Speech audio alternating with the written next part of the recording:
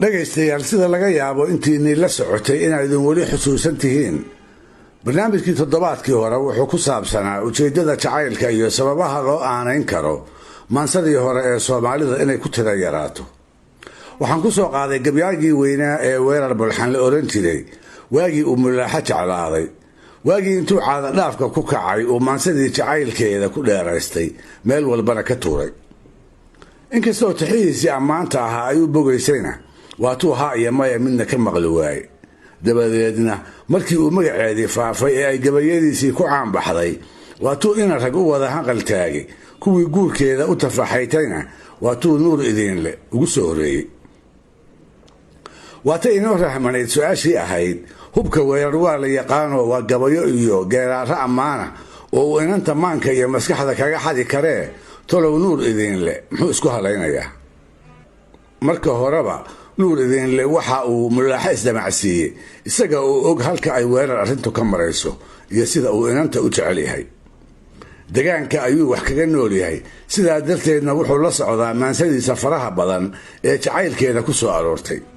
dadkii degaanka ayuu ku dhex shaaciyey goor ay ahaataba inuu mulaaxo guursan doono oo nin kastaa haggiisee ay isaga uun xidha u noqon doonto. dhabtiina nuur idiinle muu aqoon gabay uu qalbiga gabadha ku hanto ama uu tartanka ku galo shidasa ma hayso. tixihii weerar wax walaac ah ma ay gelin. wuxuu haystay hantidii waayadaas la isku hallayn jiray tii loogu jeclaa.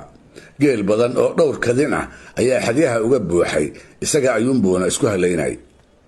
maalintii dambe xaajada labada nin iyo gabadha rag si wacan u ogaa ayaa ina idiinle la kulmay.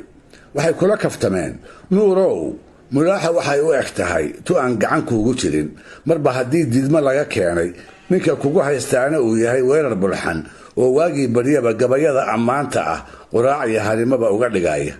markaas buu ugu jawaabay cagweyntaa gabyi oo noqotay oraah lagu maahmaaho, isaguna uu ula jeeday anigu geerayga ayaan isku hubaa, gabayada weerarna dan iyo daarad kama lihiyo horweynkayga iyo haleeladayda ayaa iga filan. taana waxbaa ka jiray oo ina rag kii geella iyo kii aan lahayni guurka magacu ka haro waayadaas uma sinaan jirin. gabar kasta oo qurux lagu kuuniyo loona tartamo amaba la isku maandhaafo waxay mar walba ahaan jirtay ninka geela badan lihi inuu guurkeeda ku guulaysto kolkuu qaanka iyo qaalmaha yaradka ah soo tubo. gabyaaga caanka ah ee la yidhaahdo cabdi maxamed awmagan cabdigalayax maruu tirinayay qiimaha sare ee geelu leeyahay wuxuu ku daray guursiga inanta wacan siduu wax uga tara iyo sida fudud ee ninkalihi uu ku heli karo gabar kasta oo wacan. waa kii lahaa wuxuu dumar rag ugu maahayaa midabka weeyaane majaafada xun lama guursado iyo taan milgar ahayne adoo malanda oo guur in badan xila u meerayay gabar miigan oo culus. haddaad milicsatood eegto asaad maxabadeedii qalbiga yaraha maan raacdo, haddaad mudanihii aabbaheed madal ku weydiiso moodka iyo gabaatiga tolkaa lagu murweeyaaye hadduu kugu mucaarado inaad yarad muhiibsiiso wax mashaakil iyo ceeb ah waa malow la-aanteeda muraadkiisa wow sahal. ninkii mooga foofsada ee goortaad madyaha keento iyo sidig madiixaysa in haddiiba meher kuugu dhici murallo weeyaane dabadeed makaan loo dhis iyo aqal marin weyne ayadaa martabadaas leh iyo muuna iyo khayre adaa nagu manaystaye allow mayha naga qaad. dabadeed nuur idiinle oo ishubaa ayaa habeenkii dambe wuxuu u soo hoyday reerkii ay mulaaxo ka dhalatay oo siduu hidduhu ahaa intuu yeedhay inantii aabbaheed ka doona. af maran lama soconne geel iyo xoolo kale waxa uu bixin doono ayuu golihii ka sheegay. markaas buu odaygii inta raalli noqday halhaleel gabadhii u bixiyey. waxaa lagu heshiiyey dayrta markuu yaradka keeno in isagana gabadha loo meherin doono. hase ahaatee kolkii wixii xalay dhacay waa berigii loo sheegay mulaaxa wayse soo taagtay. waxaa laga soo sheegay inay lahayd aabbahay buu ina idiinle iga yahay. wayse iska lahayde way ogeed aabbaheed iyo nuur sida ay rabaan inay arrini u dhammaan doonto. si kastaba ha ahaatee weerar isma dhiibin.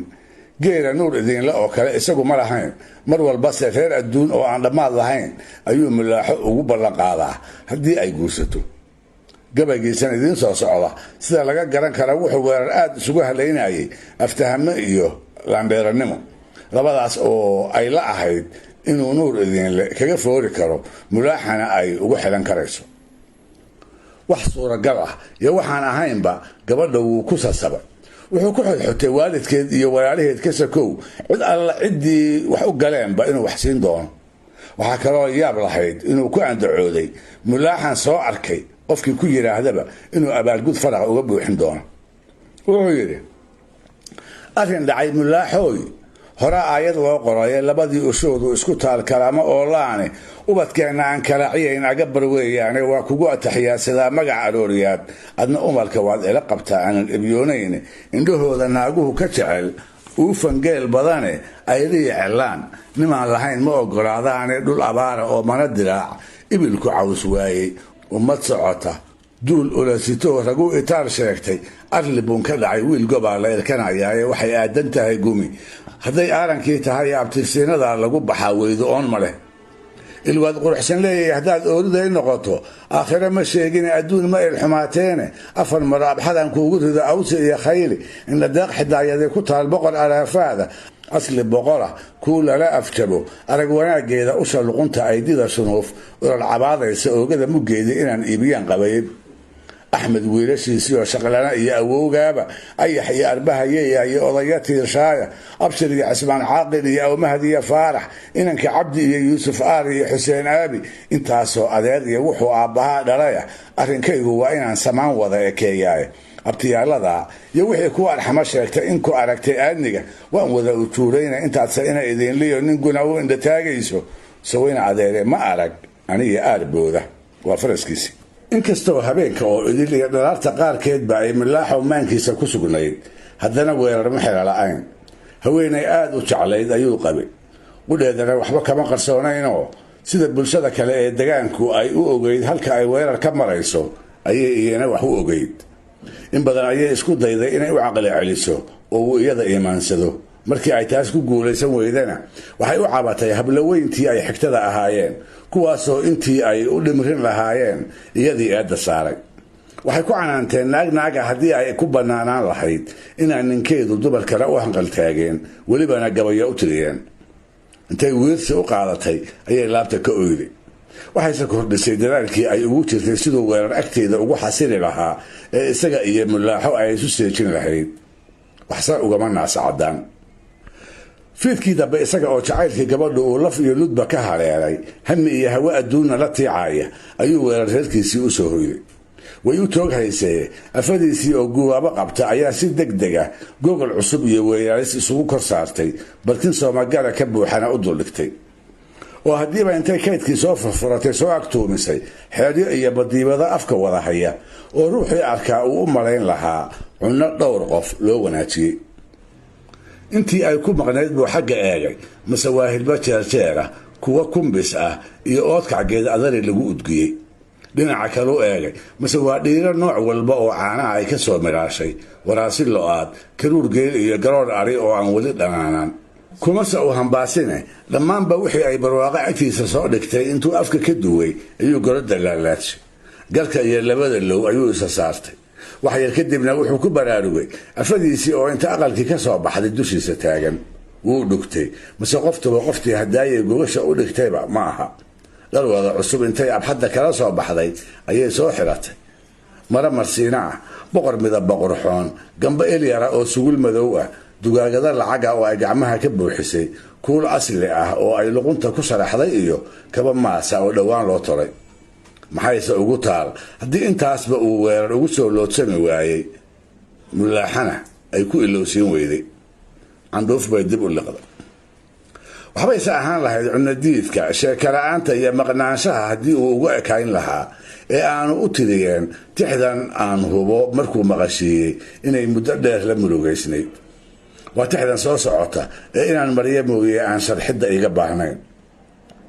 isaga oo aan geed ugu soo gaban waa tixdii aanu afadiisa uga turin ee uu ku lahaa hararkiiyo kabdaha laysduldhigay sida haldhaa baalki hilibka cusub haydaariwan iyo subag la hoogaanshay haruub labana caanaha hoyaad halab karuurkeeda habkaad igu baayici kabaha aad hawda kaga yeelin hanka fudud halkaan yeelku odhan hagarla-aantaada haweenbaa tahay ee adigoon hadin kobtaan joogo waa habiila-aan dhuunigaad hooy leedahay ee hindisaha mulaaxa qalbigu haaba leeyahaye haasaawahan qaybsanaa magac habeenkii iyo adaani hubsan soortaad halligi ha isku haraq goyne haraggayga uunbaad arkiye kuma soo hoyan dhegaystayaal weligay ima soo marin tix uu nin gabya ahi u tiriya haweenay uu qabay oo midaan weerar igala culus igalana naxariis daran hadda gadaalkiina isagu mulaaxa macalfane nuur idinle ayay oolidii noqotay barnaamijkii dhaqanka iyo hiduhu moogan waa naga intaas waa inoo toddobaadka dambe iyo ku lamid ah